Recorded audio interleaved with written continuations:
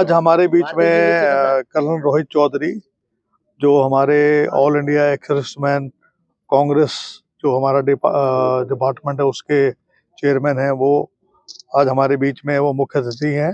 और कमांडेंट अशोक यादव जी जो आईटीबीपी से हैं, वो हमारे यहाँ बीच में मौजूद हैं। ये कोई राजनीतिक प्रोग्राम नहीं है, ये हमारे जो शहीद हैं, जो 1971 की लड़ाई में जो शहीद हुए थे और जिन्होंने बांग्लादेश को पैदा हुआ और पाकिस्तान के दो टुकड़े कर दिए थे, उसके उपलक्ष्य में आज यहाँ कार्यक्रम किया जा रहा है। इसमें हम अपनी जो वीरांगना हैं उनको हम मान सम्मान देते हैं, जो हमारे गैलेंट्री अवार्डीज हैं उनको सम्मानित करते हैं, और साथ साथ जो 18 नवंबर 1962 की लड़ाई में रजांगला का जो स्मारक आपके सामने आप देख रहे हैं बना हुआ है, उसके ऊपर उसको उनको भी जो है नमन करने के लिए आज यहाँ उपस्थित हुए हैं। और मैं समझता हूँ कि हमें बहुत कुछ करने को है। हम चैन की नींद सोते हैं और वो दिन रात हमारे जो सैनिक हैं, चाहे वो सीआरपीएफ के हों, चाहे वो बीएसएफ से हैं, चाहे आईटीबीपी से हों, चाहे आपकी आर्मी से हों, वो सारे दिन जो है सरहद के ऊपर निगाहें रखते हैं और हम चैन की नींद सोते हैं। तो उन सबको मैं नमन करता हूँ, मैं उनको सैल्यूट करता हूँ जो दिन रात देश की सेवा करते हैं। और साथ साथ मैं ये कहना चाहूँगा कि मुझे उम्मीद है कि सरकार अग्निवीर योजना के ऊपर पुनः विचार करेगी, क्योंकि इससे हमारे सैनिकों का जो मनोबल है वो कम हुआ है।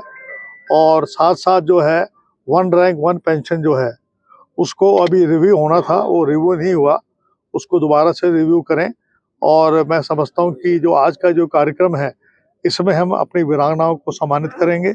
और आज रोहित चौधरी जी भी आपसे अभी मुखातिब होंगे, वो भी आज हमारे बीच में आए हैं, उनका भी। और कमांडेंट साहब का मैं विशेष रूप से, जिन्होंने अपने ट्रुप्स को यहाँ पर जो है सलामी का आयोजन किया और जाटूसाना में ये स्थित हैं, तो इनको भी मैं इनका बहुत धन्यवाद करता हूँ। वन नेशन वन इलेक्शन, हाँ, किस नजरिए से देखते हैं? अब इस मौके पर मैं कोई जवाब नहीं देना चाहूँगा, ये राजनीतिक मंच नहीं है, इसका फिर कभी बात करेंगे।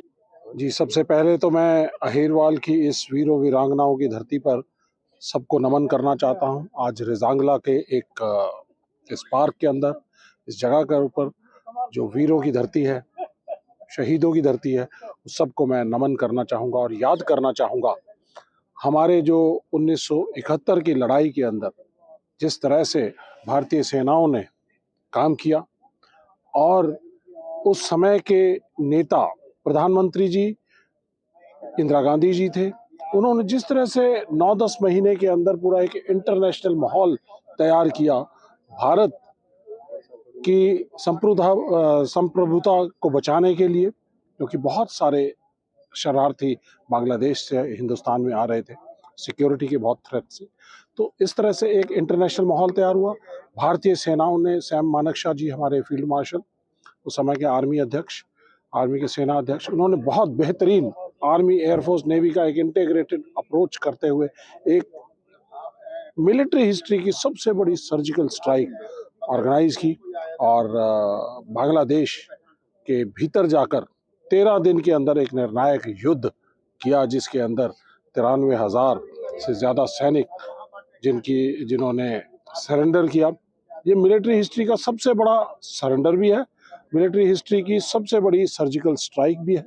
ये बेहतरीन भारतीय सेनाओं के कार्य करने की शैली का एक नतीजा था कि एक ईस्ट पाकिस्तान और वेस्ट पाकिस्तान के जो दो टुकड़े थे, उन दोनों में से एक बांग्लादेश को जन्म देने का काम किया। आज ही का दिन था। क्या आज भी ऐसे एक्शन की जरूरत नहीं है जो हिंदुओं पर अत्याचार हो रहा है बांग्लादेश में? देखिए, ऐसा है कि आज जो माहौल वहाँ पर बना हुआ है वो उनकी एक अंदरूनी हालात थे, उसकी वजह से ये बना है।